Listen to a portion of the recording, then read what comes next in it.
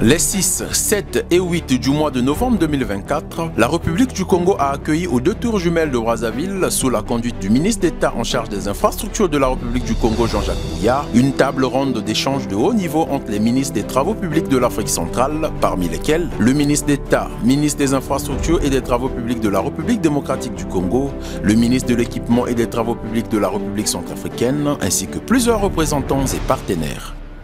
Monsieur le ministre d'État, ministre des Infrastructures et des Travaux publics de la RDC, Monsieur le ministre des Travaux publics, Équipement et Travaux publics de la RCA, Madame le commissaire, Monsieur le commissaire, Mesdames et Messieurs du corps diplomatique, Monsieur les directeurs généraux, délégués généraux, coordonnateurs, Monsieur le directeur de la LCR, Mesdames et Messieurs, pour ceux qui ne sont pas d'ici et qui sont arrivés chez eux, bienvenue à Brazzaville. Ayant pour thématique la concession long terme comme solution pour la gestion pérenne des corridors routiers, le premier jour de l'atelier de partage d'expérience sur la gestion concédée de la route Brazzaville-Pointe-Noire a conduit à la découverte de la RN1 sur 200 km avec les gardes péages et paysages ainsi que les mécanismes d'entretien de la route par la Congolaise des routes en sigle LCR. Vous avez vous-même constaté l'état de la route.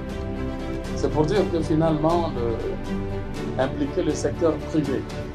à ce que les ressources publiques soient complétées par le secteur privé en vue de pérenniser les ouvrages, finalement, est une bonne chose. La LCR, fruit de la coopération tripartite entre le Congo, la Chine et la France dont la présidence du conseil d'administration est consacrée au Congo, la direction générale à la société CSEC du compte de la Chine et la direction générale adjointe à la société Aegis pour le compte de la France. Mais je dois avouer que la manière dont elle est gérée ici, c'est quand même déjà un niveau beaucoup plus professionnel. Et tout au long de la route, nous avons eu des échanges pour comprendre un peu tout le chemin qui a été parcouru, d'où on est venu, quels ont été les défis, les choix stratégiques qui ont été opérés tout au long de ce projet et les perspectives surtout d'avenir. Nous allons toujours participer pour essayer de nous inspirer parce que la République centrafricaine, comme vous le savez, c'est un pays totalement enclavé, déjà par rapport à la mer, et aussi enclavé au niveau intérieur. Donc nous avons un double défi à relever, la connectivité des grandes villes et puis la connectivité vers l'extérieur. La suite de cet atelier était axée sur des fructueux échanges autour des questions de bonne gouvernance et la gestion pérenne des corridors routiers, couplés au comité de restructuration et de validation des travaux finaux. Prenant la parole à ces assises, le délégué général aux grands travaux Oscar Otoka a adressé son mot de circonstance. Construite par le gouvernement congolais et long de 535 km, la route nationale numéro 1 est aujourd'hui indispensable à l'économie congolaise, y compris pour le commerce intracommunautaire. Cette infrastructure routière emblématique s'inscrit indiscutablement dans la dynamique de l'intégration physique de la sous-région.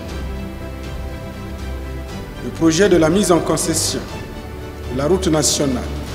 est né de la volonté de l'État congolais d'assurer la préservation, la sécurité de la route et la conservation des acquis. Rencontre de haut niveau ayant abouti au partage d'expériences dans le modèle de gestion des routes institué en République du Congo par le président de la République Denis Sassou Nguesso a été plébiscité par l'ensemble des participants. Aujourd'hui, la route Pointe-Noire-Brazzaville